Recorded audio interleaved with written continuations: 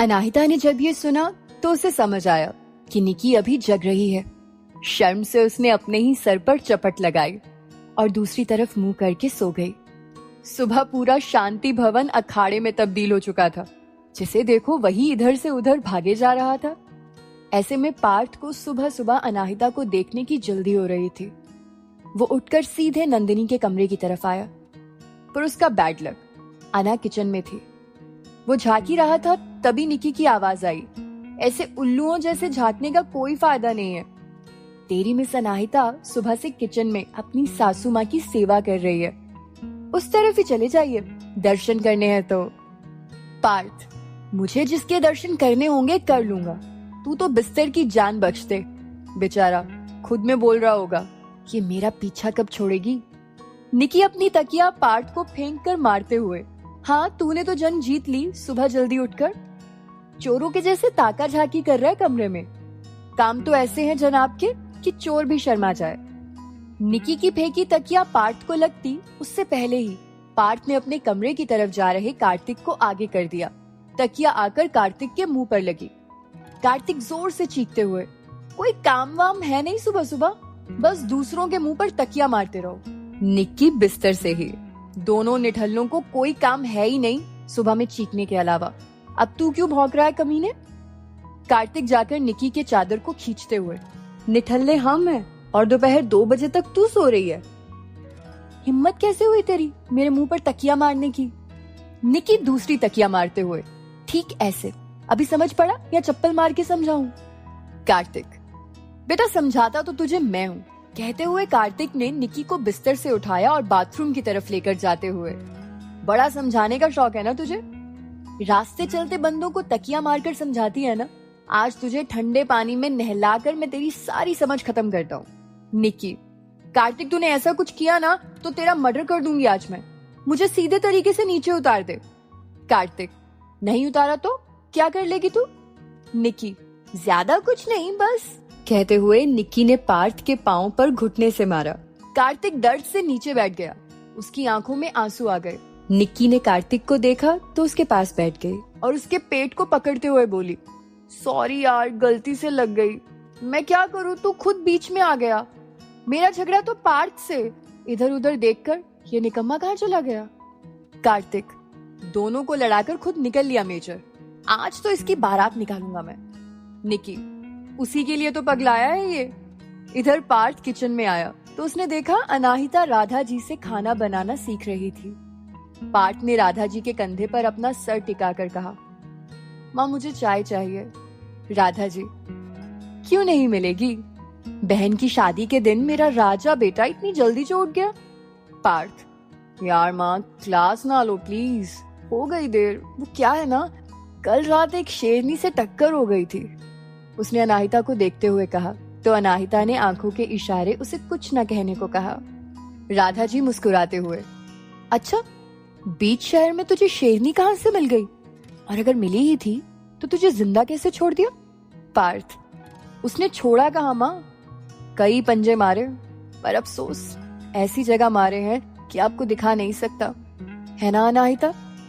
राधा जी, नौटंकी, मारे तुझे हैं और पता अनाहिता को होगा? पार्थ, अरे माँ आप नहीं जानती, अनाहिता को सब पता होता है।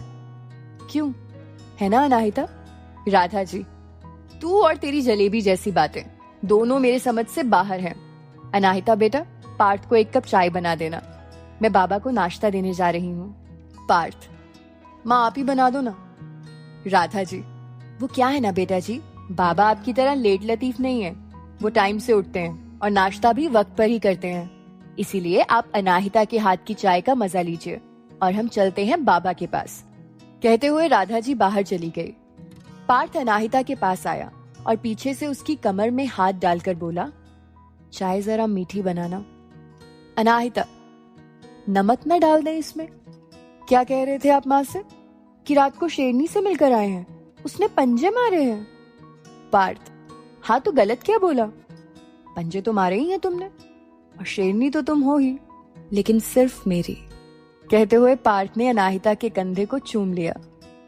अनाहिता पार्थ से अलग हुई और उसे सरफेस के पास खड़ा करके बोली, यहाँ से हिलिएगा भी मत, और हमें तो छूने की सोचना भी मत, वरना चाय नहीं थप्पड़ पड़ेगा।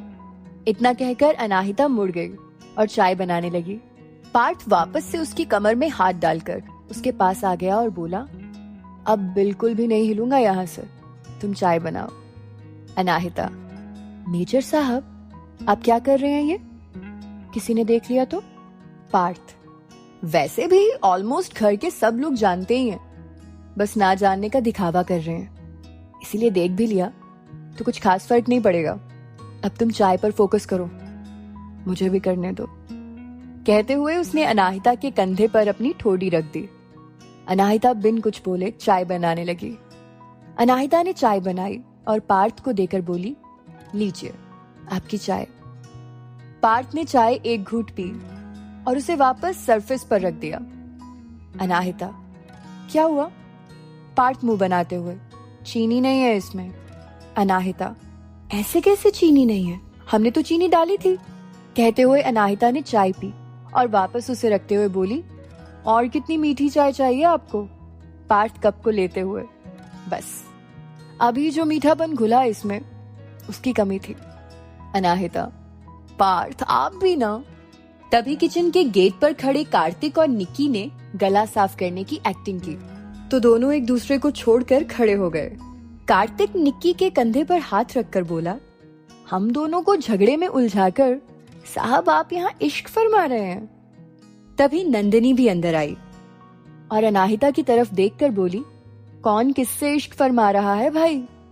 कार्तिक नंदिनी के गले में हाथ डालकर अपनी तरफ खींचकर अपने पास खड़े करते हुए, आपके भाई साहब, और कौन? नंदिनी, अच्छा काम ही तो कर रहे हैं, रोमांटिक होना कोई गुनाह थोड़े है। अब हर कोई आप जैसा बोरिंग तो बन नहीं सकता। कार्तिक, मैं और बोरिंग? निक्की, सच में कार्तिक तू तो बोरिंग ही है। बेचारी इस गुड़िया रानी का क्या होगा, जाने तुझ जैसे कंजर में क्या देख लिया इसने। मुझे तो अब इसके फ्यूचर के लिए चिंता हो रही है। कार्तिक, बड़ी आई फ्यूचर की चिंता करने वाली मेरी है, मैं देख लूंगा इसकी कितनी चिंता करनी है, खुद पर ध्यान दे। निक्की, खुद पर क्यों ध्यान दूं? ताकि तुम दोनों फ्री हो जाओ? बिल्कुल नहीं, जिंदगी भर तुम दोनों के सीने पर ही मूंग दलूंगी। कार्तिक, हाँ जैसे कि मैं तुझे ये करने ही दूंगा, भयानक चुड़ैल। निक्की, और तू दुनिया का सबसे बड़ा भोली शक्ल वाला कमीना। उन दोनों की लड़ाई देख पार्थ, अनाहिता और नंदिनी ने माथा पीटा और उन्हें किचन में ही लड़ता छोड़ बाहर आ गए। पूरा दिन इसी तरह छेड़खानियों में निकल गया। धीरे धीरे शाम घिर आई और उसी के साथ शांति भवन नई दुल्हन की तरह जगमगाने लगा। पूरा गार्डन किसी राजा की हवेली की तरह सजा था। व्हाइट और पर्पल लिली फूलों के साथ रेड रोजेस से सजा मंडप अलग ही शोभा बढ़ा रहा था। रिया के कमरे में रिया तैयार हो रही थी, उसी के साथ सारी लड़कियां भी वहीं थी। रिया ने हॉट रेड में वेलवेट मिक्स लहंगा पहना था, उसके साथ उसकी जगमगाती चुनरी उसके रूप में 4 चांद लगा रही थी। आज उसकी खूबसूरती कई गुना बढ़ गई थी। दूसरी तरफ सबने मिलकर आज निक्की को भी साड़ी पहना दी थी, red sari with backless blouse, उस पर खुले बाल और लॉन्ग इयररिंग। निक्की की खूबसूरती आज खुलकर सामने आई थी, जिसे वो अक्सर अपने झल्लेपन में छिपा जाती थी। निक्की तैयार होकर कांच के सामने आई तो उसने खुद को देखकर कहा, क्या से क्या बना दिया मुझे, और उस पर ये 4 माले की सैंडल, पक्का मेरा कचरा होने वाला है आज स्टेज पे। रिया, इतनी प्यारी लग रही हो, और क्या जन्नत मांगोगी? निक्की, अब आप कह रही हैं तो हो सकता है अच्छी ही लग रही होंगी। फिर इधर उधर देखकर, बाकी तीनों कहाँ हैं? उसका इतना कहना था कि मुक्ति सामने आ गई। मुक्ति ने फिरोजी कलर का लहंगा पहना था जो उसके गोरे रंग पर खूब जच रहा था। मुक्ति, टनटना, देखो हम कैसे लग रहे हैं। निक्की, एकदम पटाखा। मुक्ति, सच में बोल रही हैं आप या झूठ में ही? निक्की, सच बोल रही हूँ। वैसे अपनी दोनों आइटम्स कहाँ हैं? नंदिनी, हम तो यही हैं। कहते हुए नंदिनी बाहर आई। निक्की ने देखा तो बस देखती ही रह गई। नंदिनी ने फ्यूसिया पिंक कलर का लहंगा पहना था और सेम उसी कलर की ज्वेलरी भी। निक्की आकर उसके कानों में, कमीने का दिल बंद करने का इरादा है क्या मैडम? ऐसे देखेगा तुम्हें तो धड़कने चलने से इनकार कर देंगी उसकी। नंदिनी, ओवर लग रही हो ना। निकी, नहीं, डिज्नी प्रिंसेस लग रही हो। सब लोग आ गए, अपनी शेरनी किधर रह गई। नंदिनी, अंदर है, कह रही है उसे ऐसे तैयार होकर बाहर नहीं आना। निकी, अरे भाई क्यों नहीं आना, जो नॉर्मल में बला की खूबसूरत लगती है वो रेडी होकर क्या ही लग रही होगी। कहते हुए निकी ने पर्दे के पीछे खड़ी अनाहिता को बाहर खींच लिया। उसे देखते ही निकी ने अपने दिल पर हाथ रखा और पास रखी कुर्सी पर धम से बैठ गई। सब डर गए कि आखिर निकी को क्या हुआ। निकी, यार कयामत लग रही है ये तो। मैडम, क्या करने का इरादा है? हमारे लिए भी कोई छोड़ोगी या ऐसे ही रहने देना है? अनाहिता, हमने कहा था ना नंदू, सब बुरा ही बोलेंगे। आपने भी पता नहीं क्यों हमें ये ब्लैक पहना दिया। नंदिनी, क्योंकि ये तेरा फेवरेट कलर है और तू बुरी नहीं, बेइंतहा खूबसूरत लग रही है। निकी ने अनाहिता को कांच के सामने खड़ा किया और उसके कानों में बोली, पार्थ तुझे देखेगा ना तो देखते ही रह जाएगा। अनाहिता ने खुद को आईने में देखा। अनाहिता ने ब्लैक कलर का ग्लिटर लहंगा पहना था जिसमें गोल्डन कलर की पाइपिंग की हुई थी, डीप बैकलेस ब्लाउज और उस पर गोल्डन दुपट्टा, आंखों में लॉन्ग विंक लाइनर, कानों में बड़े बड़े ब्लैक मेटल झुमके, कमर पर ब्लैक डायमंड वाली पतली करधन। बालों को उसने खुला छोड़ रखा था। अभी सब बातें कर ही रहे थे कि कमरे में रिधिमा जी, अनु जी और राधा जी आए। तीनों ने रिया की नजर उतारी और बाकी सब की भी, लेकिन जब उन्होंने अनाहिता को देखा तो देखती ही रह गई। रिधिमा जी की तो आंखें भर आई अनाहिता को ऐसे देखकर। राधा जी ने जाकर अनाहिता के कानों के पीछे अपनी आंखों से लेकर काजल लगाया और बोली, मेरी रानी बिटिया को किसी की नजर न लगे। अब तक उनके पीछे पीछे कार्तिक, पार्थ, अर्चित और रुद्राक्ष भी वहां पहुंच गए। पार्थ को देख अनाहिता पर्दे के पीछे छिप गई। पार्थ अंदर आया और रिया की नजर उतारकर बोला, दी आपको किसी की नजर न लगे। फिर बारी बारी से सबने रिया की नजर उतारी। लास्ट में रुद्राक्ष रिया के सामने आया और उसकी नजर उतारकर उसने हथेली लगा के साइड में थू थू किया, जिसे देख सब हंसने लगे। रिया, ये क्या था? रुद्राक्ष, दी ऐसा करने से नजर नहीं लगती किसी की। रिया, आपको किसने बताया? रुद्राक्ष, मैंने टीवी में देखा था। कार्तिक ने निकी को देखा तो बोला, एक सिंगल पीस बची थी, मेरी दिमागदार अच्छी खासी दोस्त, उसे भी मिलकर तुम सबने लड़की बना दिया। निकी, कमीने में लड़की ही हूँ। कार्तिक, बातों से तो कभी नहीं लगी, थोड़ा सा अच्छा क्या बोल दिया, सर पर ही चढ़ेगी क्या? मुझे नंदू को देखने दे, कितनी प्यारी लग रही है आज। निकी, रोजी लगती है वो। सब बात करने में बिजी थे और पार्थ की नजर अनाहिता को ढूंढ रही थी। वहीं अनाहिता चुपके से पार्थ को देख रही थी। पार्थ ने भी आज ब्लैक कुर्ता ही पहना था जो उसे पूरे तरीके से फिट था।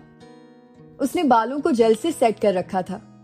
जब पार्थ अनाहिता को नहीं ढूंढ पाया तो वो बाहर जाने लगा। तभी राधा जी ने उसे आवाज दी, पार्थ इधर आ।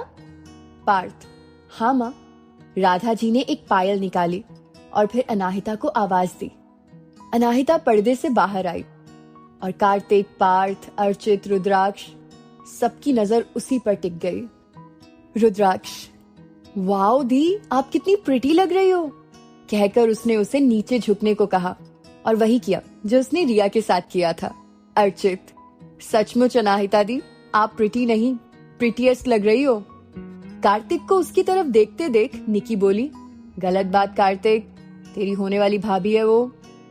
कार्तिक, कुछ भी बोलती है, भाभी तो होगी ही, इससे भी पहले बहन है मेरी।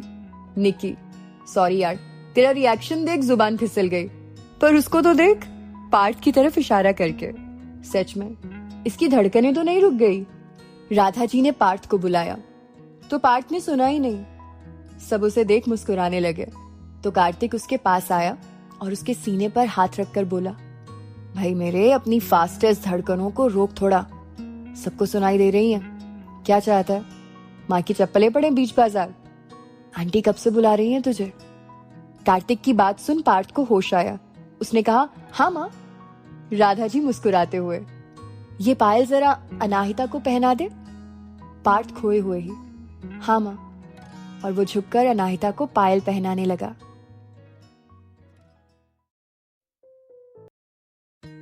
पार्थ ने अनाहिता को पायल पहनाई। तभी सबने अपने अपने मोबाइल में उनकी एक फोटो खींच ली। पार्थ खड़ा हुआ ही था कि तभी पंकज चाचू के साथ अनिरुद्ध आता दिखा। अनिरुद्ध अंदर आ ही रहा था कि उसकी नजरें अनाहिता पर आकर रुक गई और कमरे में खड़ी बाकी लड़कियों की नजर उस पे। अनिरुद्ध आंखें खोले अनाहिता को देखता रह गया। उसके दिल की धड़कनें स्पीड से बढ़ने लगी। उन्हें काबू करके वो पहले रिया के करीब गया और बोला, भाभी आज आप बहुत प्यारे लग रहे हो। अनिरुद्ध की बातें सुन रिया ने शर्मा के नजरें नीचे कर ली। तभी रिया के पड़ोस की लड़की बोली, आप भी कुछ कम नहीं लग रहे हो अनिरुद्ध जी। कहिए तो जीजू के साथ आपके भी फेरे करवा दें।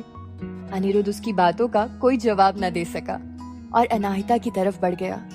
उसने पार्थ से हाथ मिलाया और बोला, मैं भी भाभी को स्टेज तक ले जाने में आपकी हेल्प करना चाहता हूँ, अगर आप कहें तो। राधा, बिल्कुल बेटा, ये भी कोई पूछने की बात है। ये धागा अनु बांध दे बस रिया के। ऐसा कहकर राधा ने एक काला धागा निकालकर अनु को दिया और वो बांधने लगी। अनिरुद्ध आके अनाहिता के पास खड़ा हो गया। वो बहुत प्यार से अनाहिता को देख रहा था। अनाहिता पार्थ और अनिरुद्ध के बीच में खड़ी थी, जिसे देखा तो सबने, पर निकी ने पार्थ और अनिरुद्ध दोनों की नजरों को पढ़ने की कोशिश की और दोनों की आंखों में अनाहिता के लिए बेपनाह इश्क दिख रहा था। ये सोचकर ही निकी एक पल के लिए सहम गई। अगले पल उसने खुद से कहा, ऐसा कुछ नहीं है निकी, अनाहिता और अनिरुद्ध सिर्फ दोस्त हैं। अनिरुद्ध अनाहिता से प्यार नहीं करता। और वो जाकर रिया के बगल में खड़ी हो गई। फिर भी उसकी नजरें बार बार उन पर ही चली जाती थी। धागा बांधने के बाद कार्तिक, पार्थ, अर्चित और अनिरुद्ध ने फूलों से सजी चुनरी को पकड़ा और मुक्ति, अनाहिता, निकी, नंदिनी, रिया को लेकर उनके साथ चल पड़ी। यहाँ भी अनिरुद्ध और पार्थ के बीच में अनाहिता ही थी। निकी का दिमाग ना चाहते हुए भी बार बार उधर ही जा रहा था। वो सब स्टेज पर पहुंचे और समर ने रिया का हाथ पकड़ उसे स्टेज पर बिठा लिया। सारी लड़कियां दुल्हन की तरफ खड़ी हो गई और लड़के समर की तरफ। रिया को वहां पहुंचाकर पार्थ और कार्तिक नीचे आ गए। तभी सामने से आती समर की बहन वर्षा, जो कि अब तक के फंक्शंस में नहीं थी, पार्थ से टकरा गई। वो गिरती उससे पहले पार्थ ने उसे थाम लिया। वो आंखें निकाले पार्थ को देखते ही रह गई। पार्थ ने उसे खड़ा किया और जाने लगा। वो पार्थ के बिल्कुल सामने आकर बोली, तुम पार्थ हो ना, भाभी के भाई, आर्मी वाले? पार्थ, जी मैं ही हूँ दुल्हन का भाई। लेकिन आप कौन और मुझे कैसे जानती हैं? वर्षा ने हाथ आगे करते हुए कहा, मैं तुम्हारे जीजू की बहन वर्षा। और रहा जानने का सवाल, तो कई बार भाभी के साथ की पिक्स में देखा है तुम्हें। Parth, nice to meet you Varsha, but अभी तक के फंक्शंस में कहाँ थी? वर्षा, वो मैं जॉब कर रही हूँ बेंगलोर, तो आ नहीं पाई, लीव प्रॉब्लम यू नो। वर्षा बहुत फ्रैंकली बात कर रही थी। शायद इसी वजह से पार्थ और उसके बीच थोड़ी ही देर में अच्छी खासी बात हो गई। वर्षा, एक मिनट पार्थ, मैं भाभी से मिलकर आती हूँ। ये कहकर वो स्टेज पर रिया के पास चली गई। ये चीज अनाहिता बड़ी देर से देख रही थी, उसके साथ कार्तिक और निकी भी, जो थोड़ी दूर खड़े जूस पी रहे थे। पार्थ उन दोनों के पास आया। क्या भूखमरे जैसे आते ही जुट गया यार तू? पार्थ ने कार्तिक को जूस पीते देखकर बोला। निकी, जो साड़ी में बहुत अनकंफर्टेबल महसूस कर रही थी, उसने कार्तिक के कंधे से हाथ हटा के पार्थ के कंधे पे हाथ रखते हुए कहा, बेटा, जो अभी कमर पकड़ के उठाया अपने दूल्हे की बहन को और हंस हंस के बातें कर रहा था, उसका साइड इफेक्ट उधर हो रहा है, देख जरा। कहकर निकी ने पार्थ का चेहरा अनाहिता की तरफ मोड़ दिया, जो गुस्से में उसे खा जाने वाली नजरों से घूर रही थी। पार्थ ने वापस जल्दी से चेहरा निकी और कार्तिक की ओर घुमा लिया। पार्थ, यार ये तो भरी लग रही है मुझे, कहीं गुस्से गुस्से में मेरा मुंह ही ना तोड़ दे। कार्तिक जूस पीते हुए मुंह बनाकर बोला, तेरी सारी आशिकी गई पानी में। बेटा, जिन पैरों को पायल पहनाई है, आज उनकी जूती तेरे चेहरे की रौनक बढ़ाएगी। पार्थ, यार ऐसा मत बोल, मैंने जानबूझकर थोड़े कुछ किया, कोई तो आइडिया बताओ यारो। तभी दादी ने आवाज लगाई, कोई जाकर भगवान के आगे रखी वरमाला ले आओ। दादी ने पहले ही मालाएं घर के अंदर मंदिर में भगवान के सामने रखा दी थी। नंदिनी जाने लगी तो अनाहिता ने कहा कि वो जाके ले आएगी। अनाहिता पार्थ की ओर देखते हुए दौड़ के अंदर गई। निकी ने पार्थ की ओर देखा जो अब तक कार्तिक से हेल्प की गुहार लगा रहा था। उसने उसके चेहरे को अपनी तरफ किया और बोली, जा, तू भी क्या याद करेगा, किन्हीं दिल वालों से पाला पड़ा था। तेरी शेरनी अभी अकेली अंदर गई है, जाके अपनी सफाई दे दे, शायद जूतियां खाने से बच जाए तू। पार्थ ने निकी को थैंक्स बोला और उसके पीछे पीछे अंदर आ गया। अनाहिता मालाएं टोकरी में रखी रही थी कि पार्थ धीरे से आकर उसके पीछे खड़ा हो गया। अनाहिता जैसे ही मुड़ी, पार्थ को देख चौंक गई और गिरने को हुई ही थी कि पार्थ ने उसे थाम लिया। अनाहिता कुछ पलों को पार्थ की आंखों में खो ही गई। तभी अचानक से खड़ी हो गिरी हुई मालाएं समेटने लगी। अनाहिता टोकरी उठाकर जाने लगी तो पार्थ ने उससे कहा, अनाहिता सुनो ना।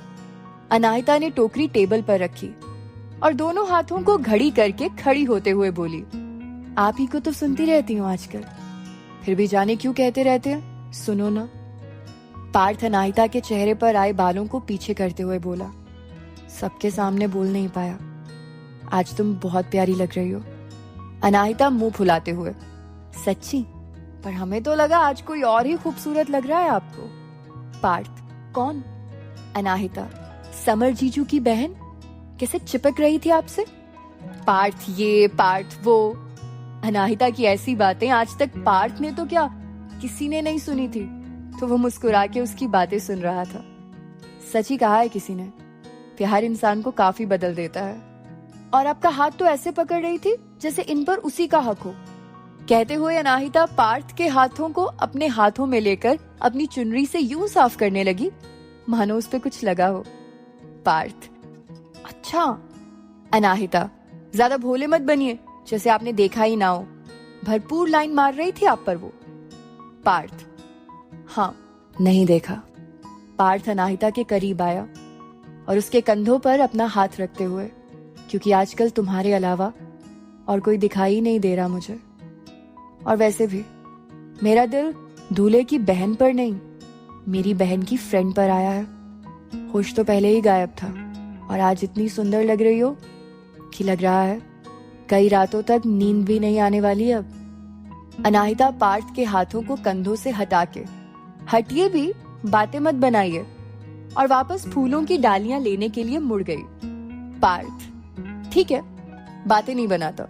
पीछे से अनाहिता की कमर पकड़कर उसके कंधों पर सर रखते हुए, तुम्हें अपना बना लेता हूँ। पार्थ के छूने से अनाहिता शर्मा गई और पार्थ के हाथों को पकड़ के वैसे ही खड़ी रह गई। पार्थ ने देखा तो मुस्कुरा दिया। तभी पार्थ का ध्यान सामने रखी टेबल पर गया, जिसमें मालाओं के साथ कुछ फूल भी रखे थे। पार्थ ने एक फूल उठाया और अनाहिता के बालों में लगा दिया। पार्थ, मेरी शेरनी के बालों में किसी की भी नजर ना लगे, कहते हुए पार्थ ने अनाहिता के बालों को चूम लिया। तभी बाहर से राधा जी की आवाज आई, अना बेटा जल्दी आओ। अनाहिता पार्थ के हाथों से निकलते हुए, आप इतनी बातें करते हैं कि हम अपना काम ही भूल जाते हैं, अब हटिए वरना माँ गुस्सा करेगी, कहकर अनाहिता पार्थ के हाथों से निकलकर टोकरी लेकर जल्दी से भाग जाती है। पार्थ, मेरी शेरनी, और कभी कभी बच्चों से भी छोटी, और हंसते हुए बाहर आता है। उसे आगे ही निकी और कार्तिक मिल जाते हैं। कार्तिक, सब सही भाई? पार्थ, परफेक्ट। निकी, यहाँ परफेक्ट है, पर वहां दे। निकी ने स्टेज की तरफ इशारा किया, जहां समर रिया के गले में जयमाला डालने वाला था, लेकिन रिया बार बार उचक रही थी। चलो मेरे शेरों, सामने वाली पार्टी को दिखा दो, हम किसी से कम नहीं। निकी ने बोलकर आसपास देखा तो कोई नहीं था। पार्थ और कार्तिक स्टेज पर पहुंच चुके थे और रिया को उठा लिया था।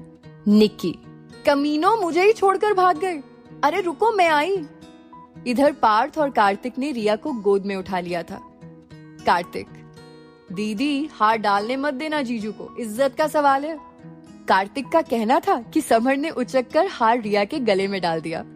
पूरा गार्डन दादू और निकी की सीटियों और बाकी सबकी तालियों से गूंज उठा। अब बारी रिया की थी। अनिरुद्ध और बाकी सब ने समर को काफी ऊंचा उठा दिया था।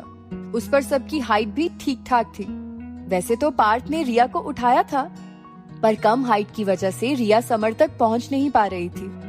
काफी देर तक हार ना पहना पाने के कारण अनाहिता ने नंदिनी की ओर देखा और आंख मारी। दोनों समर की साइड आकर स्टेज पर कुछ ढूंढने लगी। तभी अनिरुद्ध समर को छोड़ के अनाहिता के पास आया। अनिरुद्ध, अना क्या हुआ, क्या ढूंढ रही हो? अनाहिता कानों की तरफ इशारा करते हुए। हमारे कान का गिर गया कहीं, प्लीज ढूंढवा दीजिए, अनाहिता ने अनिरुद्ध के हाथ को पकड़ के कहा। इधर अनिरुद्ध के हाथों को अनाहिता ने पकड़ा और उधर रिया ने हार समर को पहना दिया। अनाहिता खुशी से ताली बजाने लगी। अनिरुद्ध, मिला क्या? अनाहिता हाथों में लिए इयररिंग को दिखाते हुए। खोया ही कब था, और एक प्यारी सी स्माइल देकर वापस रिया की तरफ चली आई। अनिरुद्ध उसे देखता ही रह गया। तभी अनिरुद्ध का दोस्त विशाल उसके पास आया और बोला, तुझे क्या हो गया था यार? थोड़ी देर और पकड़ के रखता भैया को तो कितना मजा आता। अनिरुद्ध, मुझे प्यार हो गया है मेरे भाई। हालांकि अनिरुद्ध ने ये बात धीमे से ही कही थी, पर उसके दोस्त ने उसकी बात सुन ली थी। विशाल, क्या कहा तूने? तुझे प्यार हो गया? मजाक कर रहा है ना? अनिरुद्ध, नहीं, मैं सच कह रहा हूँ। विशाल, और लड़की कौन है जिससे तुझे प्यार हुआ है? अनिरुद्ध ने सामने अनाहिता की ओर इशारा किया। विशाल देख पाता उससे पहले अनाहिता वहां से हट गई। इधर सारे घर वाले मेहमानों को खाना खिलाने में बिजी हो गए और अनिरुद्ध, विशाल, वर्षा, त्रिशा ये सारे जूते छुपाने में। नंदिनी, मुक्ति, निक्की, रुद्राक्ष और अर्चित ने चारों तरफ जूते ढूंढ लिए पर कहीं नहीं मिले। खाना खाकर समर और रिया मंडप में आ गए। शादी की रस्में शुरू हो गई थी, लेकिन जूते अब तक नहीं मिले थे। अनाहिता ने अनिरुद्ध का चेहरा देखा तो समझ गई जूते उसी ने छिपाए हैं। उसने उसके पास खड़े विशाल के हाथों में बिना मतलब डब्बा देखा तो इशारे से नंदिनी और मुक्ति को बुला लिया। अनिरुद्ध जूस की स्टॉल पर खड़ा था। विशाल भी उसी के पास खड़ा था। अनाहिता अनिरुद्ध के पास आई और हाथों में मिठाई ले रखी थी। वो अनिरुद्ध के बिल्कुल सामने खड़ी हो गई। अनिरुद्ध बस उसे देखे जा रहा था। तभी अनाहिता ने बालों में लगा गुलाब का फूल निकाल के अनिरुद्ध की शेरवानी में लगा दिया। अनिरुद्ध तो बस खड़ा ही रह गया। उसे सब कुछ सपने जैसा लग रहा था। इधर निक्की विशाल के पास आई और उसके हाथ में जूस का ग्लास देते हुए बोली, आप काफी देर से यहीं खड़े हैं, आपको प्यास लगी होगी। विशाल तो निक्की को देखता ही रह गया। उसने खोए हुए जूस का ग्लास निक्की के हाथों से ले लिया और डब्बा पास की टेबल पर रख दिया। अनाहिता ने नंदिनी को इशारा किया और नंदिनी ने सेम वैसा डब्बा लाकर उससे बदल लिया और जूते वाला डब्बा लेकर चली गई। उसके जाते ही अनाहिता अनिरुद्ध के गालों को थपथपाकर चली गई और निक्की भी। तभी अनिरुद्ध का दूसरा दोस्त वहां आया और उससे डब्बे के बारे में पूछा। उसने सामने रखा डब्बा दिखा दिया। उसने उसे खोलकर देखा तो माथा पीट लिया। उसमें मेंस फेस वॉश था और साथ में एक चिट भी। हमने जो किया है उससे पक्का आपके चेहरे का रंग उड़ गया होगा। एक काम कीजिएगा, इससे चेहरा धो लीजिएगा। चिट पढ़कर अनिरुद्ध ने अनाहिता को देखा तो अनाहिता मुस्कुरा के अंदर चली गई। आखिरकार लड़की वाले जीत चुके थे। समर जीजू ने रिया दी के गले में मंगलसूत्र पहनाया और उनकी मांग भरी तो अनाहिता और पार्थ दूर से एक दूसरे को देखने लगे। इस वक्त अनाहिता की आंखों में आंसू थे, जिसे पार्थ और अनिरुद्ध दोनों ने देख लिया था और दोनों बेचैन हो गए। भले से अनाहिता पार्थ से प्यार करती थी, लेकिन वही प्यार अनिरुद्ध भी तो अनाहिता से करता था। भले से उसका प्यार एक तरफा था, लेकिन अपने प्यार की आंखों में आंसू तो उसे भी बर्दाश्त नहीं थे। सप्तपदी होने के बाद कन्यादान का समय आया तो विजय और राधा जी पाटे पर बैठकर पूजा करने लगे।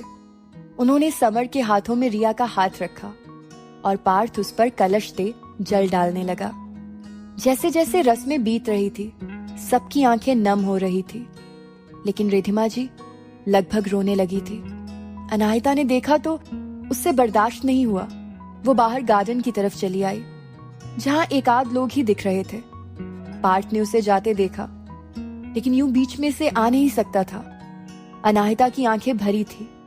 उसने एक कुर्सी ली और एक कोने में बैठ गई। वो आने वाले वक्त का सोचने लगी कि अगर अपना बदला लेने के चक्कर में कहीं उसे कुछ हो गया तो रिधिमा और रुद्राक्ष का क्या होगा? अगर उसे कुछ हो गया तो पार्थ का क्या होगा? कहीं उनका ये प्यार उसके माँ पापा की तरह अधूरा ना रह जाए। पार्थ के जाने के बाद वो कैसे रहेगी? अब अनाहिता थोड़ी सी स्वार्थी हो रही थी। एक बारगी तो उसने यहां तक सोच लिया कि वो ये सब छोड़ दे। तभी किसी ने उसके कंधे पर हाथ रखा। उसने उस हाथ पे अपना हाथ रख दिया। ये अनिरुद्ध था। उसने उसे देखा तो अपनी आंखें बंद कर ली। अनिरुद्ध, क्या हुआ? ऐसे अकेले यहाँ क्यों बैठी हो?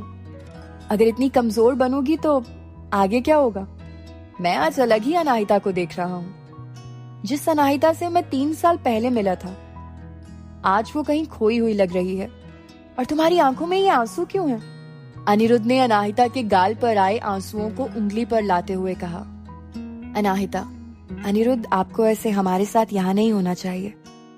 पार्थ ने देखा तो उन्हें समझने में 1 सेकंड का टाइम नहीं लगेगा। और कार्तिक, वो दिखते सीधे हैं, बाकी उनकी आंखें चील से भी तेज हैं। अनिरुद्ध, जब से यहाँ आई हो तब से जैसा तुमने कहा वैसा ही तो कर रहा हूँ। किसी को पता ना चले इसीलिए तुम्हें ना जानने का दिखावा कर रहा हूँ।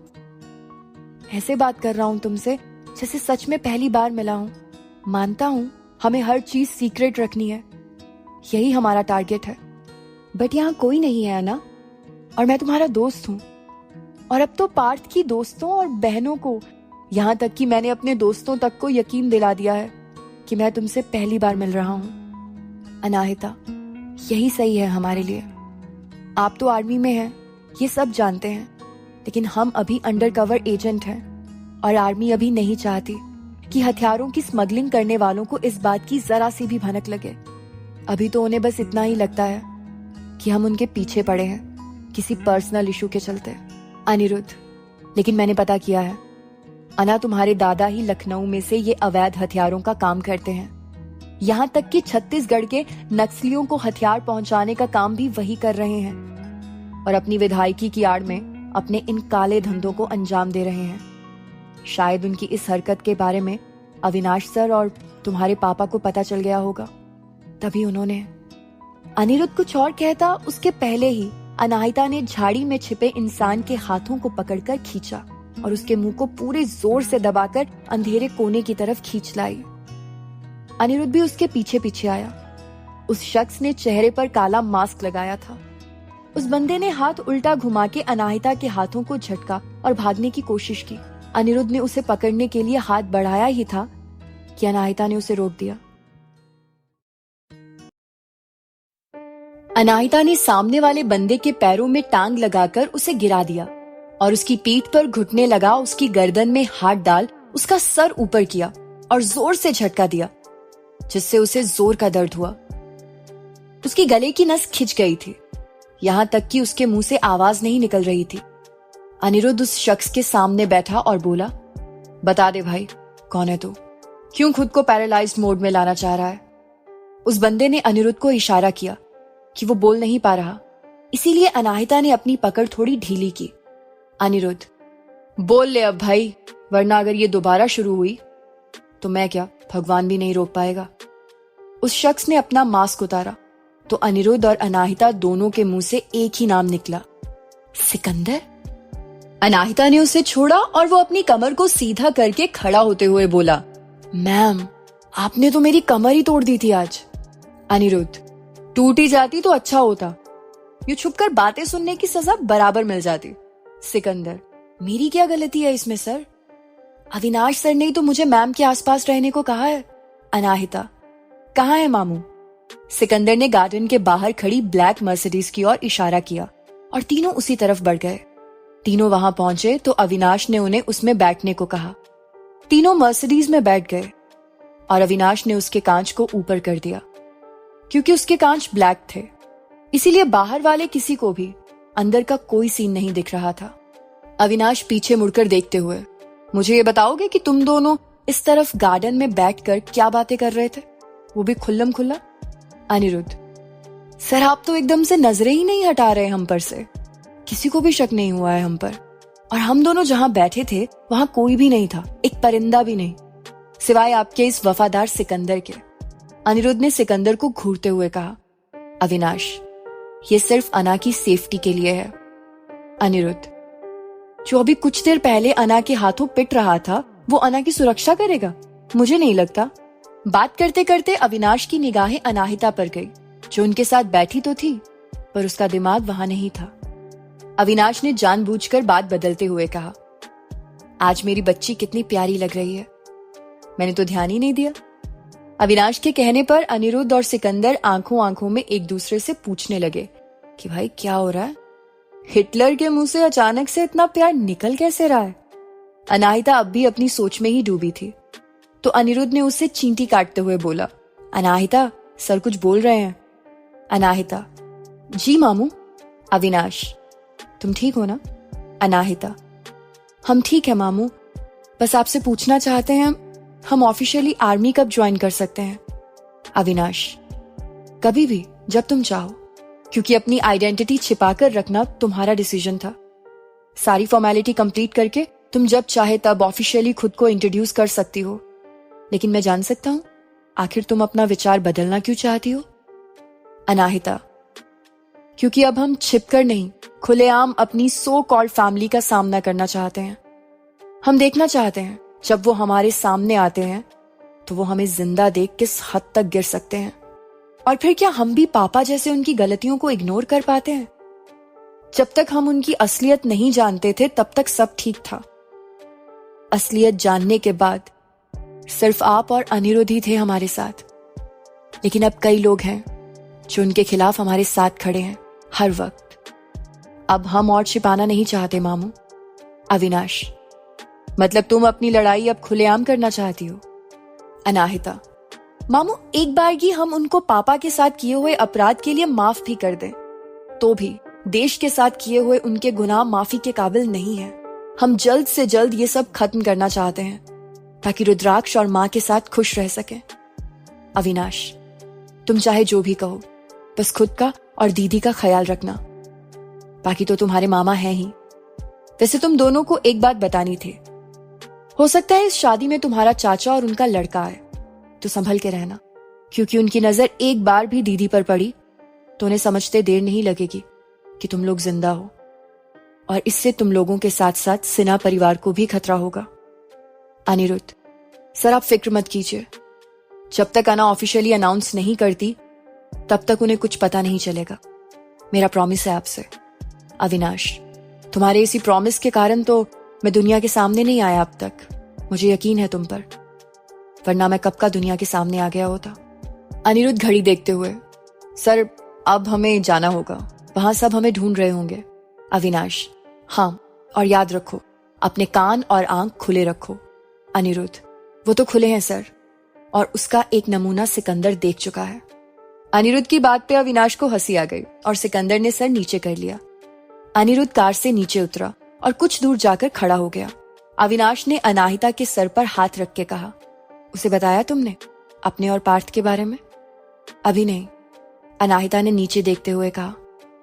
अविनाश, वो तुम्हारा दोस्त है बच्चा, उसने अपनी नौकरी खतरे में डालकर तुम्हारे साथ खड़े होने का फैसला किया था, उस वक्त जब वो तुम्हें ठीक से जानता भी नहीं था।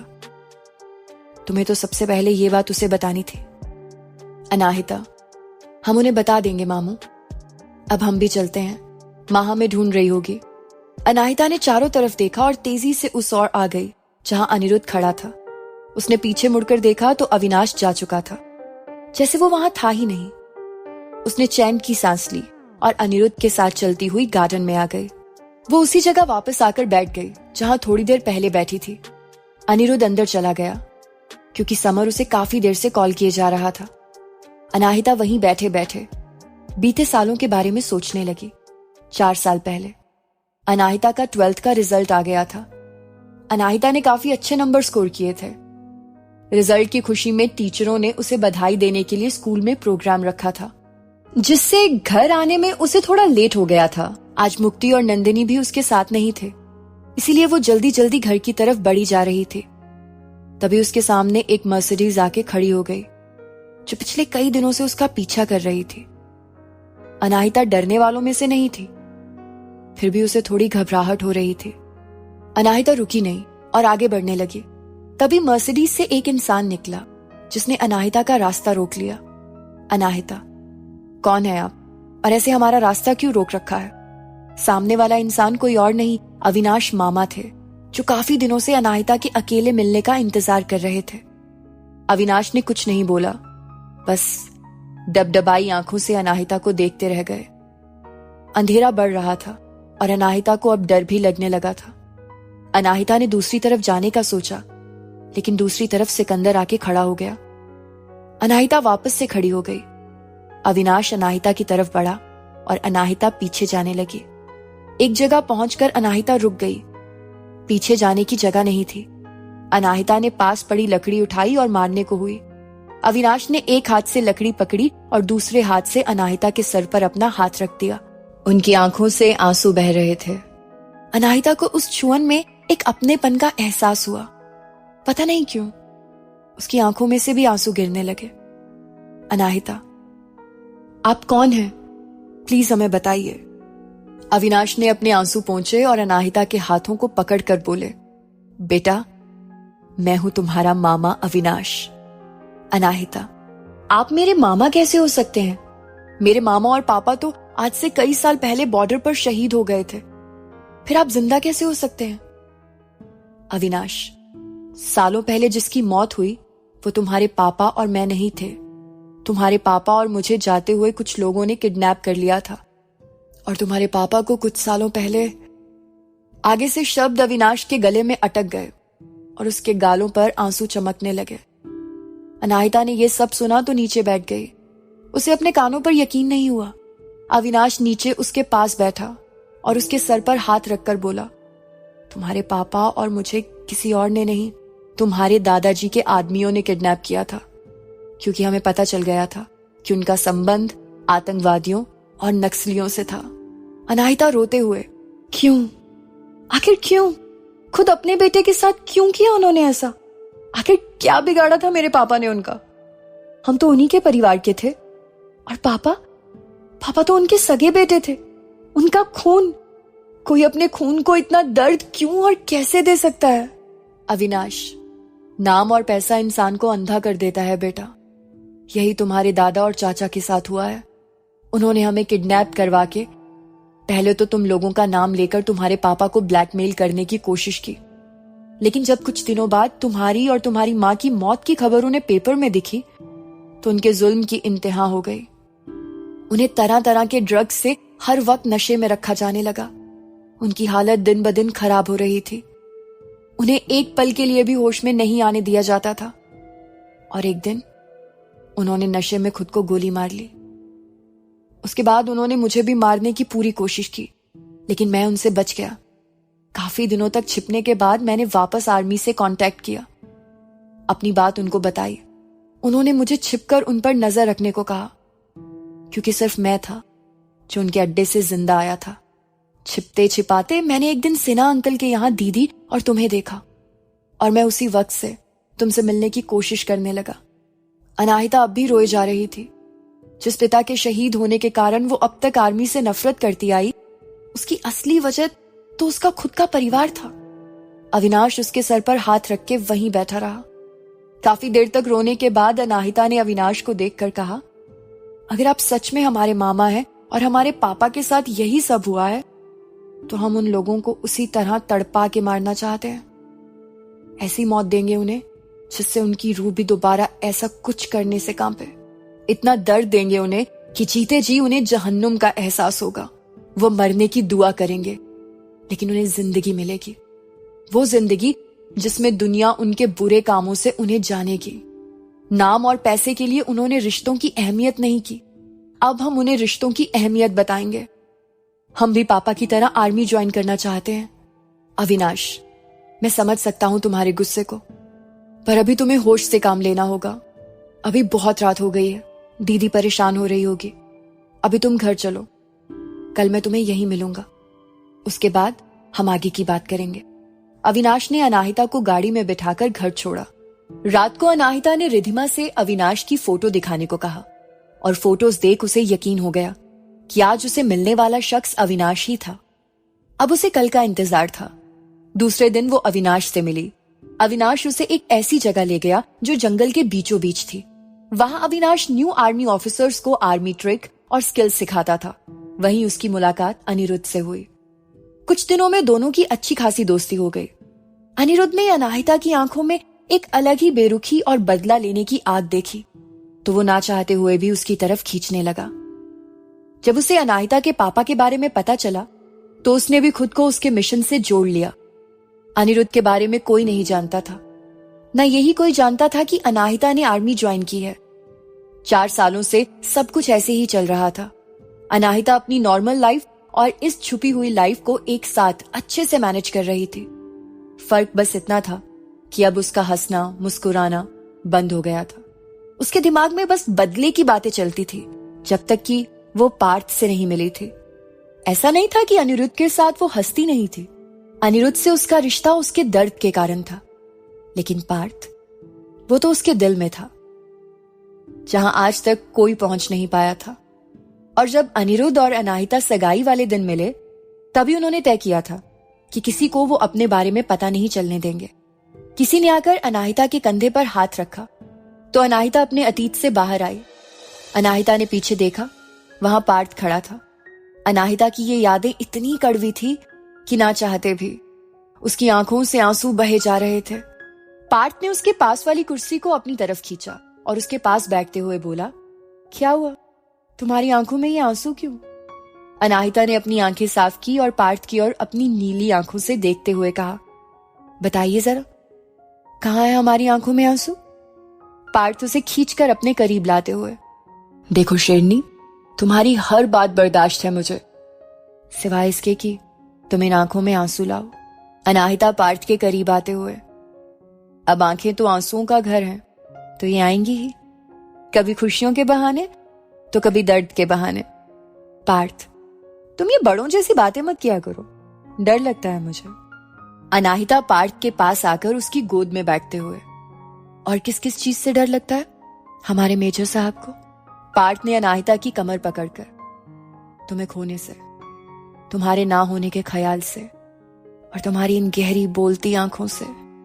अनाहिता, इतनी सारी चीजें? मेजर साहब, हम तो कहते हैं इतना प्यार मत कीजिए हमें, कभी कुछ हो गया तो? पार्थ अनाहिता पर अपनी पकड़ मजबूत करते हुए, फालतू की बातें मत किया करो। ये बताओ, आंसू क्यों थे तुम्हारी आंखों में? अनाहिता मन में, हे महादेव, इनकी तो सुई अटक गई है एक बात पे। पार्थ, बोलो। अनाहिता, अंकल को वो कन्यादान की रस्म करते देख पापा की याद आ गई थी, तो अपने आंसू रोक नहीं पाई। पार्थ, सच में बहुत भोली हो तुम शेरनी, कभी पत्थर जैसी मजबूत तो कभी मोम जैसी नाजुक। तुम्हें समझना हर किसी के बस की बात नहीं है। अनाहिता पार्थ के सीने में छिप कर बोली, हर कोई हमें समझे इसकी ख्वाहिश नहीं है। तू पढ़ ले हर पन्ने को मेरे, इस दिल की इतनी सी हसरत है। पार्थ उसे अपनी बाहों में भरे हुए ही बोला, कुछ भी हो जाए ये बाहें यूं ही खुली रहेंगी तुम्हारे लिए। दोनों वैसे ही काफी देर तक बैठे रहे। सुबह के 4 बज रहे थे। आसमान उन दोनों के प्यार का साक्षी बन रहा था। पार्थ और अनाहिता एक दूसरे में सिमटे अलग ही दुनिया में थे। काफी उलझनों के बाद अनाहिता के चेहरे पर अलग ही सुकून था, जो उसे पार्थ के करीब आकर ही मिलता था।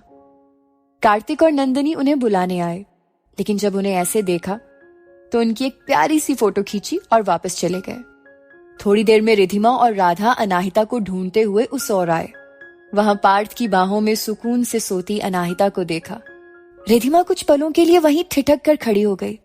राधा ने देखा तो उसके पास आई। रिधिमा बस उन्हें ही देखे जा रही थी। राधा ने उनके कंधे पर हाथ रखा तो उनकी तंद्रा टूटी। उन्होंने राधा के हाथों को पकड़कर कहा, भाभी, कुछ देख रही हैं आप?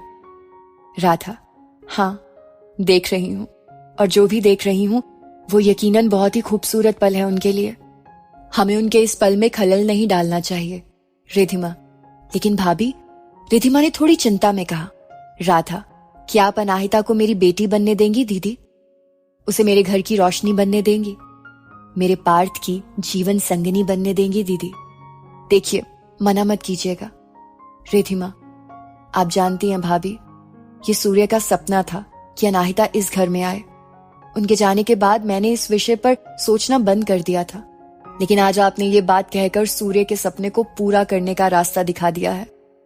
भला मुझे क्या परेशानी हो सकती है?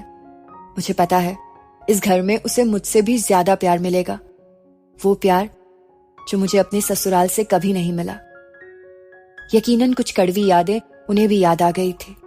राधा, ये कहकर आज आपने मुझे जो खुशी दी है वो मैं शब्दों में नहीं बता सकती। और राधा ने रिधिमा को गले लगा लिया। राधा, मैं कल ही बाबा से दोनों के रिश्ते की बात करके पार्थ के जाने से पहले इनकी सगाई करवा दूंगी। चलिए अब चलते हैं। रिया के दिया मिलाने की रस्म भी होने वाली है। दोनों वहां से जाने लगती हैं। रिधिमा जाते हुए अनाहिता को देखती है। उनकी खुशी उनकी आंखों से दिखाई दे रही थी, लेकिन पार्थ के जाने की बात से कहीं ना कहीं उनके मन में थोड़ा डर भी था। करीबन 1 घंटे के बाद पार्थ की आंखें खुली। उसकी नजर गोद में सिमटी अनाहिता पे गई, जो एक छोटे से बच्चे की तरह उसे कडल करके सो रही थी। पार्थ ने उसके माथे को चूमा और अपने फोन में याद के लिए उसकी एक फोटो खींच ली।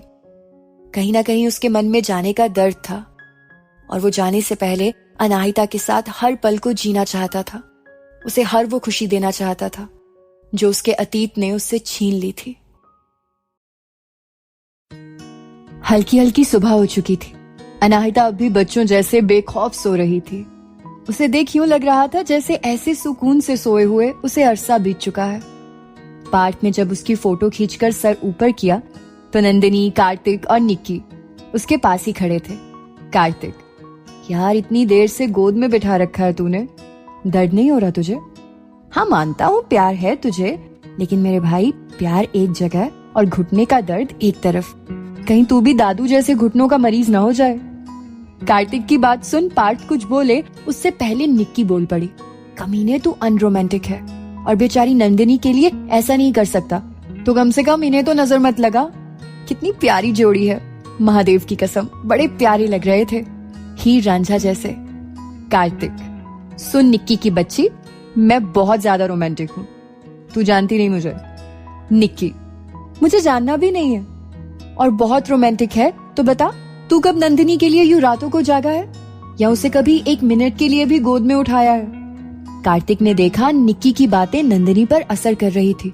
वो घूर कर कार्तिक को देख रही थी।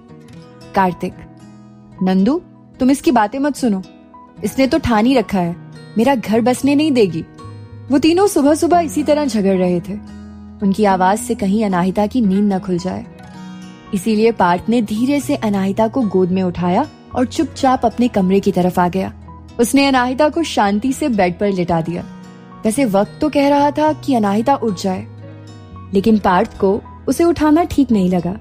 पार्थ ने एसी ऑन किया तो अनाहिता घुटनों को मोड़ती हुई सिकुड़ गई। उसे देख पार्थ मुस्कुराए बिना ना रह सका। कोई इस वक्त उसे देखकर बोल नहीं सकता था कि ये वही अनाहिता है जो खड़े हाथ लड़कों की पिटाई करती है। इधर रिया की शादी की रस्में काफी हद तक हो चुकी थी, बस एक आध रस्म बाकी थी। उसके बाद रिया की विदाई होनी थी। अनिरुद्ध भी काफी देर से अनाहिता को ढूंढ रहा था और इधर अनाहिता बेफिक्री से सो रही थी। पार्थ नहाकर कपड़े पहनकर बाहर आया तो देखा अनाहिता अभी भी सो रही है। पार्थ अनाहिता के पास आकर बेड पर बैठ गया और अपने गीले बालों को अनाहिता के चेहरे पर झटक दिया। अनाहिता ने मुंह बनाया और दूसरी तरफ चेहरा करके वापस सो गई। पार्थ ने दूसरी तरफ से अनाहिता का चेहरा छुआ और अपने गीले बालों को इसके चेहरे पर लगाते हुए बोला, शेरनी उठ जाओ, सब तुम्हें ढूंढ रहे हैं। अनाहिता, पार्थ रुकिए ना, 5 मिनट में उठती हूँ। पार्थ, अनाहिता उठ जाओ, रिया दी कब से बुला रही हैं, अभी कुछ ही देर में उनकी विदाई होने वाली है। कैसी भाभी हो तुम, ननंद की विदाई होने वाली है और तुम सो रही हो? उठ जाओ ना, वरना मुझे उठाने के और भी तरीके आते हैं। अनाहिता, हाँ तो जो कर सकते हैं कर लीजिए। पार्थ ने जब ये सुना तो अनाहिता को गोद में उठाकर बाथरूम में ले आया। अनाहिता की आंखें अब भी बंद ही थी। पार्थ ने बाथ टब में डाल दिया। पानी में आते ही अनाहिता की सारी नींद रफू चक्कर हो गई। उसने उछलते हुए पार्थ को पकड़ लिया। पार्थ के सारे कपड़े फिर से गीले हो गए। पार्थ ने शावर ऑन करके अनाहिता को उसके नीचे खड़ा कर दिया। अनाहिता ने उसके हाथों से निकलने की बहुत कोशिश की, लेकिन निकल नहीं पा रही थी। पार्थ, शेरनी, कोशिश करना बेकार है। ये एक आर्मी वाले का हाथ है। न जाने कितनी बहनों की दुआएं हैं मेरे साथ। मेरे हाथों से छुटकारा पाना इतना भी आसान नहीं है। अनाहिता पार्थ को भी शावर के नीचे खींचते हुए तो छुटकारा पाना किसे है? हमें तो अपने मेजर साहब के साथ सारी जिंदगी जीनी है। दोनों उसी शावर के नीचे काफी देर तक खड़े रहे। थोड़ी देर बाद जब अनाहिता ने देखा पार्थ का ध्यान भटक गया है, तो उसने झटके से पार्थ को बाहर की तरफ धक्का दिया और गेट बंद कर लिया। पार्थ, ये चीटिंग है ना? 7 शावर लेने के बाद कपड़े भी 7 चेंज करने चाहिए। अनाहिता, छी पार्थ। पार्थ बाहर कपड़े बदलते हुए, क्या छी? वैसे भी तुम ही मेरी पत्नी बनोगी, तो होने वाले पति से क्या शर्म। अनाहिता ने अंदर रखे पार्थ के लोअर और टी शर्ट को पहना और बाहर आई और पार्थ के गालों को खींचकर बोली, होने वाले हो, हुए तो नहीं अभी, और कल क्या हो किसे पता। अनाहिता ने वैसे तो ये बात मजाक में कही थी, लेकिन पार्थ ने इस पर सीरियस रिएक्ट किया। उसने अनाहिता को अपनी तरफ खींचा और अपने करीब लाकर कहा, मेरा कल मेरे हिसाब से चलता है ना? मैं अपना आज और कल खुद डिसाइड करता हूं, और तुम मेरे आज और कल में हमेशा रहोगी। ये वादा है मेरा, खुद से भी और तुमसे भी। तो कल क्या होगा तुम उसकी फिक्र करनी अब छोड़ ही दो। अनाहिता, जी मेजर साहब, जैसा आप कहें, लेकिन फिलहाल हमें हमारी ननद की बात सुननी होगी, जो न जाने कब से हमारा वेट कर रही है। अनाहिता ने खुद को छुड़ाकर बाहर जाते हुए कहा। अनाहिता वहां से सीधा भागकर नंदिनी के कमरे में आई। वहां उसने कपड़े चेंज किए और पार्थ के कपड़े नंदिनी की अलमीरा में संभाल के रख दिए। वो वहां से निकलकर नीचे की तरफ आ ही रही थी कि किसी ने उसका हाथ पकड़ा और उसे बेसमेंट की ओर खींच लिया। अचानक यूं खींचने की वजह से अनाहिता हड़बड़ा गई और खींचने वाले के हाथ को मोड़कर उसकी पीठ से लगा दिया। हाथ को पकड़े हुए उसने चेहरा देखने की कोशिश की। यह अनिरुद्ध था। अनाहिता ने झट से उसका हाथ छोड़ दिया और देखने लगी कि कहीं उसे ज्यादा तो नहीं लग गई। अनिरुद्ध, यार किसी दिन मेरा हाथ टूट ही जाएगा तुम्हारे मोड़ने से। अनाहिता, अगर तुम बार बार यूं झटके से हमें खींचोगे तो हम क्या करेंगे? ये बताओ, ज्यादा तो नहीं लगी? अनिरुद्ध, नहीं, और वैसे भी ये किसी ऐरे गहरे का हाथ नहीं है, ये एक आर्मी वाले का हाथ है। पता है, ये बात आप लोग हमें बार बार क्यों बताते रहते हैं? अनाहिता ने अनिरुद्ध की बात पूरी हुए बिना ही बोल दिया। अनिरुद्ध, आप लोग से तुम्हारा मतलब? और किस किस ने बताया तुम्हें ये? अनिरुद्ध ने भौहें ऊपर करते हुए कहा। अनाहिता, किसी ने नहीं। तुम ये बताओ, तुमने हमें यूं खींचा क्यों? अनिरुद्ध, देखा ना, तुम्हारे चक्कर में मेन बात बताना भूल ही गया। वो तुम्हारे दादा मतलब साहेब और उनका बेटा आ गया है। अनाहिता ने सुना तो जम सी गई। उसकी हिम्मत ही नहीं हुई मिलने की। अनिरुद्ध ने उसे हिलाया तो वो होश में आई। अनाहिता, अनिरुद्ध, माँ कहाँ है? मामू ने बोला था उन्हें माँ की झलक भी नहीं दिखनी चाहिए। अनिरुद्ध, वो बाहर ही हैं, इसीलिए तो मैं तुम्हारे पास आया। अगर मैं उनसे कुछ कहता तो शायद किसी को शक हो जाता। अब जल्दी चलो और उन्हें अंदर ले आओ। अनिरुद्ध ने अनाहिता को बाहर की तरफ ले जाते हुए कहा। अनाहिता, रुद्र कहाँ है? अनाहिता ने तेजी से बाहर मंडप की ओर आते हुए अनिरुद्ध से पूछा। अनिरुद्ध, मैंने उसे नहीं देखा, वैसे भी वो लोग उसे नहीं जानते। तुम आंटी को ले जाओ अंदर पहले। अनिरुद्ध ने अनाहिता को छोड़कर समर के पास जाते हुए कहा, जहां सब लेडीज समर को घेर के खड़ी थी और समर ने रिधिमा का पल्लू पकड़ रखा था। इधर साहेब और दक्ष कार से उतरकर गार्डन में एंटर ही हुए थे कि उन्हें सामने रुद्राक्ष दिखा। तारों में उलझे अपने पैर निकाल रहा था। रघुनंदन और दक्ष सीधे चले आ रहे थे। तभी रघुनंदन की नजरें रुद्राक्ष पर पड़ी, जो बड़ी देर से तारों में उलझ रहा था। ना चाहते हुए भी उसके कदम रुद्राक्ष की ओर बढ़ गए। अनाहिता ने दूर से उन्हें रुद्राक्ष के करीब जाता देखा तो होने वाली किसी अनहोनी के डर से उसके माथे पर पसीना आ गया और उसके हाथ कांपने लगे। वो अपने आप को संभाल नहीं पाई और गिरने को हुई, तभी आते हुए पार्थ ने उसे थाम लिया। इधर अनिरुद्ध ने भी अनाहिता को थाम लिया। अनाहिता दोनों के हाथों पर गिर पड़ी। उसके मुंह से सिर्फ एक चीज निकली, पार्थ, माँ और रुद्राक्ष को अंदर ले चलो। पार्थ, अंदर ले चलो से मतलब? अनाहिता ने बंद होती आंखों को संभाला और रुद्राक्ष की ओर उंगली करके बोली, पार्थ, साहेब आ गए हैं, वो माँ को ना देख पाए। पार्थ ने नजरें उठाकर रुद्राक्ष की ओर देखा और उसकी नजर साहेब पर अटक गई। वाइट कुर्ता, धोती, उस पर खादी का कोट, एक हाथ में मोटा सा कड़ा, दूसरे हाथ में रुद्राक्ष की माला, गले में मोटी सी सोने की चेन जिस पर महादेव के नाम का बड़ा सा पेंडेंट था, माथे पर तिलक और आंखों पर नजर का चश्मा। अनाहिता को यूं गिरा देख दूसरी तरफ खड़े कार्तिक और निक्की भी दौड़ कर आए। वो तो अच्छा हो, अनाहिता जहां खड़ी थी वहां कोई नहीं था। कार्तिक अनाहिता का हाथ पकड़े हुए, क्या हुआ अना को? पार्थ, ये सब मैं बाद में बताता हूं, पहले जाकर रुद्राक्ष को वहां से हटा, पार्थ ने कार्तिक से कहा। कार्तिक जल्दी से रुद्राक्ष के पास जाने लगा। पार्थ ने अनिरुद्ध को पकड़े देखा तो अनाहिता का सर उसके हाथों में देते हुए कहा, अनिरुद्ध ये सब क्या है? तुम्हें बताने का अभी वक्त नहीं है। प्लीज अभी अनाहिता को लेके अंदर मेरे कमरे में जाओ। निक्की, अनिरुद्ध को लेके अंदर जा। पार्थ की बात सुन अनिरुद्ध ने अनजान बनते हुए अनाहिता को अपनी गोद में उठाया और निक्की के साथ अंदर चला गया। इधर साहिब ने रुद्राक्ष के पैरों में से तार निकालते हुए कहा, कौन हो बेटा तुम? तुम्हारे माँ पापा कहाँ हैं? और तुम इतनी तारों में कैसे फंस गए? तभी दक्ष ने आसपास देखा और साहिब की ओर झुकते हुए बोला, साहिब ये आप क्या कर रहे हैं? दक्ष को जवाब देने के बजाय साहिब ने उसकी ओर देखा और वो चुप हो गया। रुद्राक्ष, अरे दादाजी मैं तो बस खेल रहा था, न जाने कैसे इन तारों में फंस गया। बहुत कोशिश की लेकिन निकल ही नहीं पा रहा हूं। मैं हूं रुद्राक्ष सिंह। रुद्राक्ष और कुछ बोलता उससे पहले कार्तिक और दादू वहां पहुंच गए। दादू को आते देख साहिब खड़े हो गए। कार्तिक, रुद्र कितनी बार बोला है ऐसी शरारतें मत किया करो। माँ कब से तुम्हें ढूंढ रही है और अर्चित भी, उसने आपके फेवरेट लड्डू छिपा के रखे हैं, चलो जल्दी, कार्तिक ने तारों को निकालते हुए कहा। रुद्राक्ष, पर भैया ये गलती से हो गया, सच में मैं तो बस खेल रहा था। साहिब, बहुत प्यारा बच्चा है, इसे देख ऐसा लगा जैसे मैं किसी अपने का बचपन देख रहा हूं। कार्तिक तारों को सुलझा रुद्राक्ष को ले जाते हुए बोला, हाँ मेरा भाई है ही इतना मासूम कि लोगों को अपना लगने लगता है। रुद्राक्ष, भैया चलिए ना वरना सारे लड्डू खत्म हो जाएंगे। कार्तिक, हाँ चैंप चलो लड्डू खाते हैं, और कार्तिक उसे लेकर अंदर चला गया। साहिब ने सामने खड़े दादू से हाथ मिलाते हुए कहा, मुद्दतें बीत गई तुम्हें देखे ब्रिजेंद्र सिन्हा। दादू उनका हाथ पकड़ते हुए, अच्छा ही है, वरना तुम जैसे लोगों का चेहरा रोज देखना पड़ता तो जिंदगी जहन्नुम हो गई होती। साहिब दादू का हाथ पकड़कर हिलाते हुए, अब तक नहीं हुई तो अब बना देंगे, इतनी भी क्या जल्दी है, बरसों पुराना हिसाब अभी बराबर नहीं हुआ।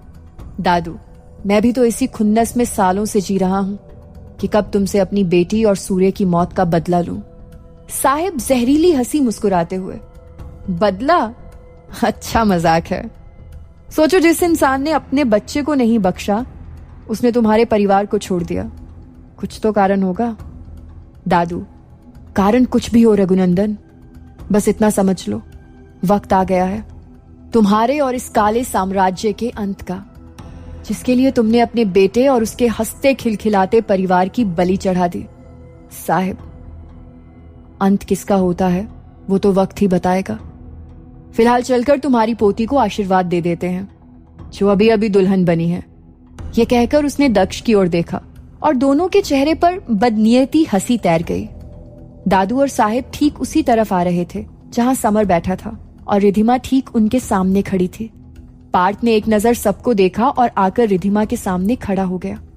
समर, क्या साले साहब, अभी तो बुआ जी से मेरी बातचीत शुरू हुई थी और आप बीच में आ गए।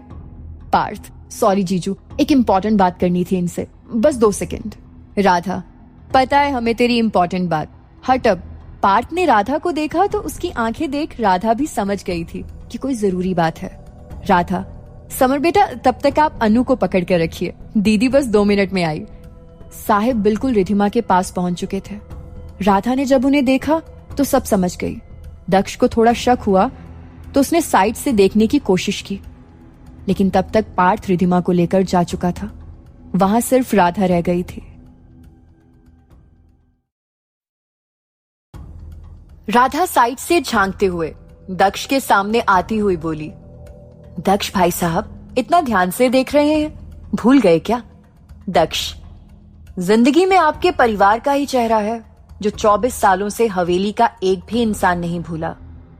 राधा, आप चिंता मत कीजिए, आपको इतनी जल्दी भूलने भी नहीं देंगे।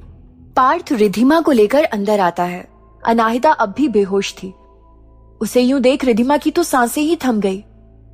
कमरे में कार्तिक, अनिरुद्ध, निक्की और पार्थ ही थे। रुद्राक्ष अर्चित के साथ दूसरे कमरे में था।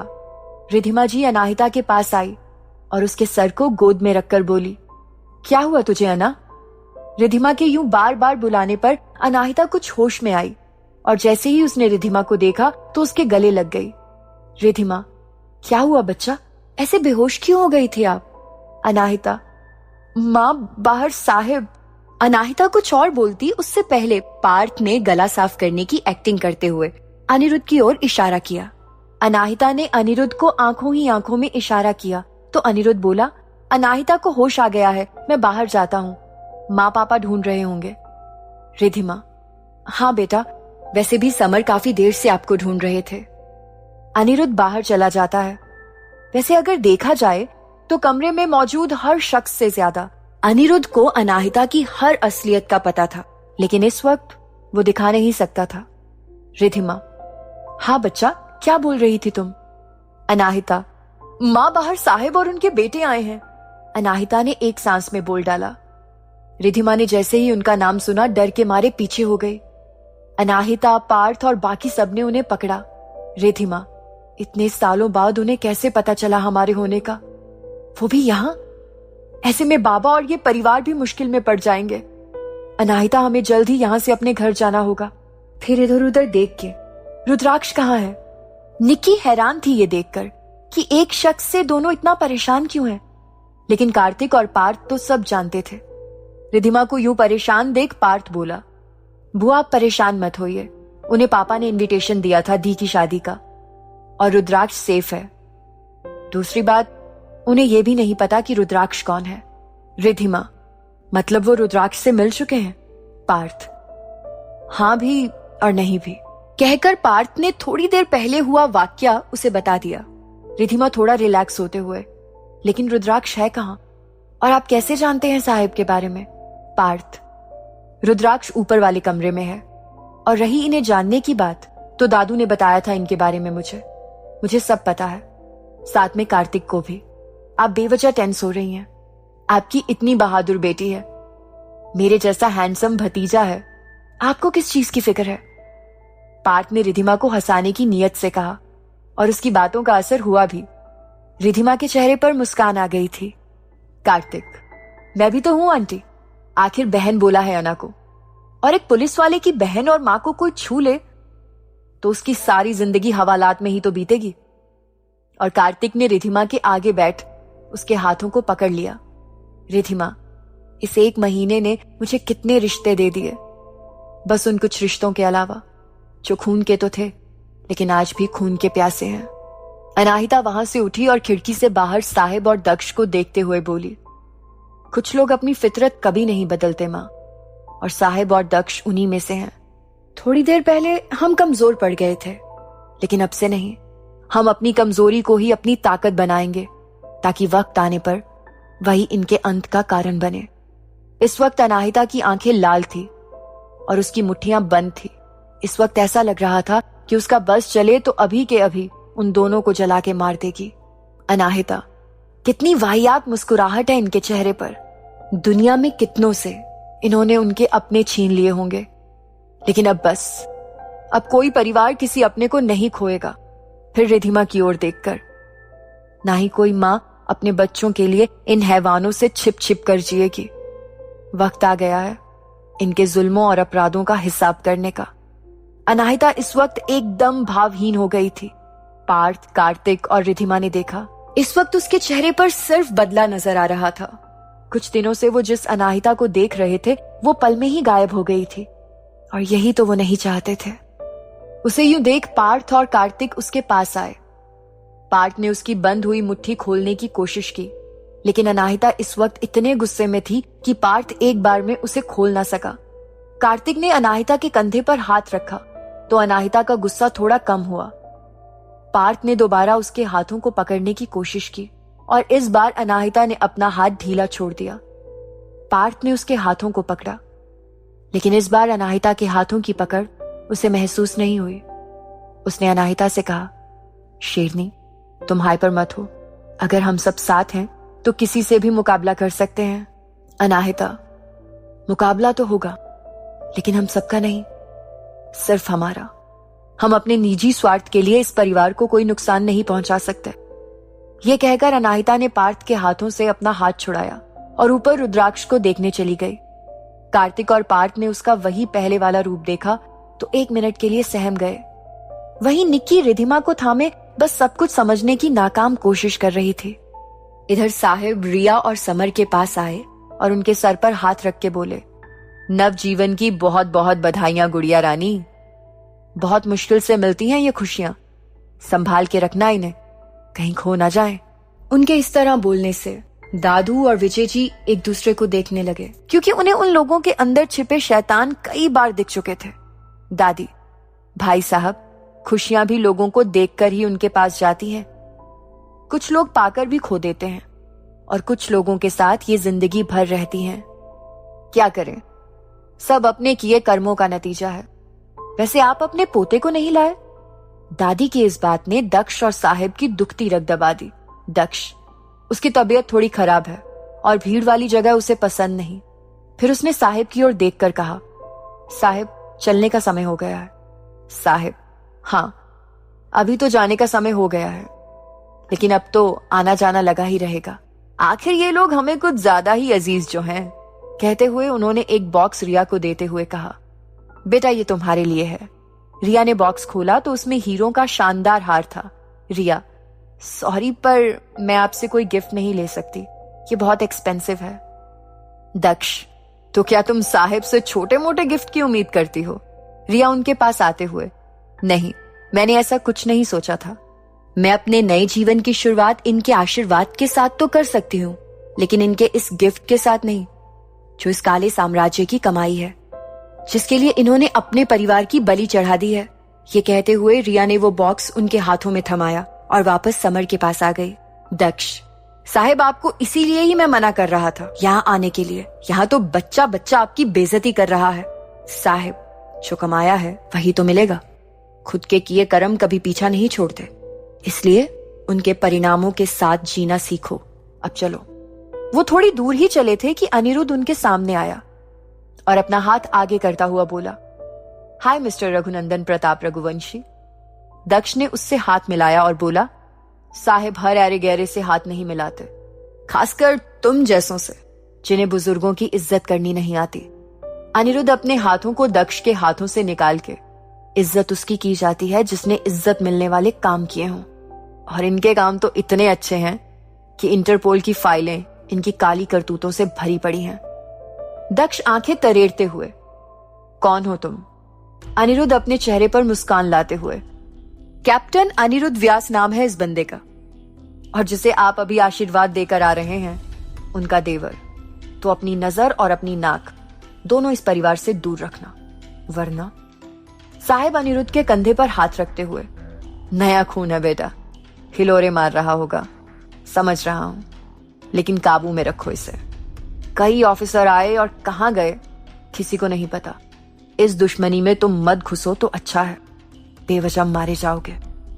अनिरुद्ध, बेवजह का तो सवाल ही नहीं है, क्योंकि ये परिवार अब मेरा भी है। और रही दुश्मनी की बात, तो देश के रक्षकों के लिए तुम जैसे गद्दार दुश्मन ही हैं। बुढ़ापे के दिन चल रहे हैं और सुना है इस वक्त खून ठंडा पड़ जाता है, तो संभाल के साहब, कहीं जम ही ना जाए। दक्ष, तू औकात से ज्यादा बोल रहा है बच्चे। अनिरुद्ध, आवाज नीचे। जब तुझ जैसे गद्दार की आवाज और हिम्मत इतनी ज्यादा हो गई कि एक शरीफ परिवार को धमकी देने आ गया, तो सोच मुझ जैसे देश के रक्षक की औकात कितनी ज्यादा होगी। साहिब, बेटा 1 सेकंड में ऐसे गायब कर दिए जाओगे जैसे कभी थे ही नहीं। अनिरुद्ध कुछ बोलता उससे पहले पीछे खड़े कार्तिक और पार्थ सामने आ गए, जो काफी देर से उनकी बातें सुन रहे थे। पार्थ, 1 सेकंड में गायब करने वाला जमाना चला गया साहिब। हम न्यू जनरेशन के ऑफिसर्स हैं, हम मामले का निपटारा तत्काल करने में यकीन रखते हैं। साहिब, ओह, तो आप हैं ब्रिजेंद्र के बड़े पोते, बड़ा सुना था आपके बारे में, आज देख भी लिया। पार्थ, मेरी भी दिली ख्वाहिश थी उस हत्यारे को देखने की जिसने खुद के ही अंश को मार दिया, अपना नाम और रुतबा कायम रखने के लिए। दक्ष, बाबा साहेब अब बस। और उसने कमर में रखी रिवॉल्वर निकालने के लिए हाथ बढ़ाया ही था कि कार्तिक ने उसका हाथ वहीं पकड़ लिया। कार्तिक, अम्मा यार, उम्र हो गई है आपकी, तो ये वाहियात हरकतें बंद कर दो और भजन पूजन में मन लगाओ यार। काहे जबरन भौकाल दिखाने का प्रयास कर रहे हो? सामने खड़े इंसान समझ आ रहे हैं आपको? एक आर्मी में कैप्टन है और दूसरा मेजर, और मैं हूं लखनऊ का तत्कालीन एसपी। तो महाराज अपना बुढ़ापा काहे बिगाड़ रहे हो? इन पर रिवॉल्वर तानते ही मैं आपको धारा 503 के तहत जेल में डाल दूंगा और आपकी ये नकली इज्जत बर्बाद हो जाएगी। और तुम्हारे ये साहिब इस विधायकी की आड़ में जो गैर कानूनी धंधा कर रहे हैं, उसके लिए पकड़े गए बदमाशों पर आर्म्स एक्ट की धारा 25 व 27 लगती है। इसमें अधिकतम 7 साल की सजा होती है, जबकि इसी एक्ट की धारा 25(1) में आजीवन कारावास का प्रावधान है। तो बताइए महोदय, ऐसी कुछ गलती करना चाहेंगे आप? ये खिलौना रखिए अंदर, क्योंकि यहां इससे कोई डरता नहीं। बहुत खेल चुके हैं इससे। ये भौकाल उन पे दिखाइए जो तलवे चाटते हो तुम्हारे। अब चलो अच्छे बच्चे जैसे अपना ये घोड़ा अपनी कमर में खोस लो। काहे कि अगर हम निकालने पे आ गए तो सारा मामला अभी के अभी निपटा डालेंगे।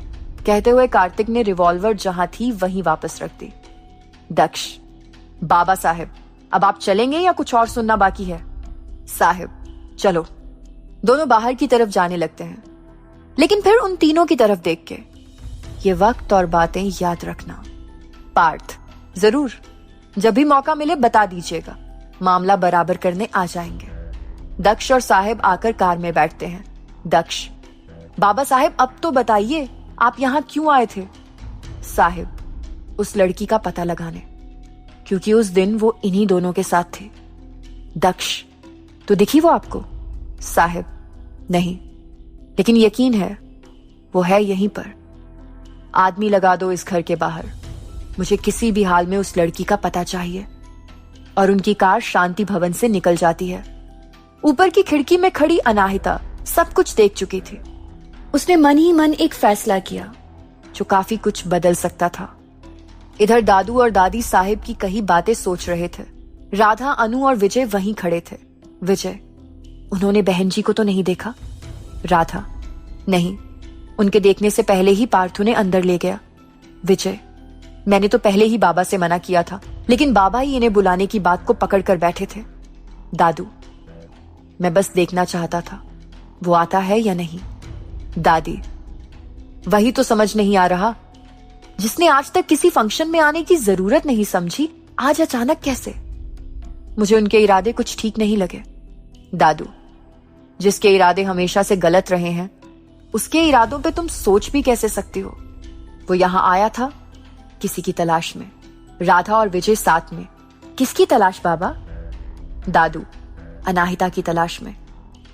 कहते हुए दादू ने विंध्याचल मंदिर जाते वक्त हुए हादसे के बारे में बता दिया। बाबा, जब ये सब हुआ था तब क्यों नहीं बताया आपने? इतने सालों से जिस चीज को मैं रोकने की कोशिश करता आ रहा था वो अब होकर रहेगी। दादू, बेटा, जो होना है उसे होने से कोई नहीं रोक सकता। अनाहिता और साहिब का टकराना इनकी नियति है, क्योंकि रघुनंदन ने जो किया है उसका हिसाब होना जरूरी है। विजय, और ये अनाहिता का आर्मी एजेंट होने वाली बात? दादू, अभी उसका कुछ क्लियर नहीं पता, उसके लिए अनाहिता से बात करनी पड़ेगी, लेकिन अभी कुछ दिनों तक रिधिमा और बच्चों को यही रोकना होगा। मुझे यकीन है उस इंसान ने अपने आदमी छोड़ दिए होंगे अनाहिता के लिए। वो तो भगवान का शुक्र है कि उसे अनाहिता की सच्चाई नहीं पता, और होगी भी नहीं। आते हुए पार्थ ने कहा, जिसके पीछे अनिरुद्ध और कार्तिक थे। पार्थ, दादू, पापा, आप टेंशन मत लीजिए, सब कुछ हम पर छोड़ दीजिए। इस बार इनकी कोई चाल काम नहीं करेगी। आप दी की विदाई की तैयारी कीजिए। अंकल आंटी आप सबको ढूंढ रहे हैं, आपको जल्दी ही जाना चाहिए। दादू, इस मामले की बाकी बातें हम अनाहिता से विदाई के बाद करेंगे। पार्थ, जाओ अपनी बुआ को लेके आओ। पार्थ, लेकिन दादू, वो काफी डर गई हैं इन सब से, आपको नहीं लगता आपको जाना चाहिए उनके पास? राधा दादू के हाथों को पकड़ते हुए, हाँ बाबा, आपको देख उन्हें थोड़ी हिम्मत मिलेगी। दादू, ठीक है, तुम लोग चलो विदाई की तैयारी करो, मैं रिधिमा को लेके आता हूँ।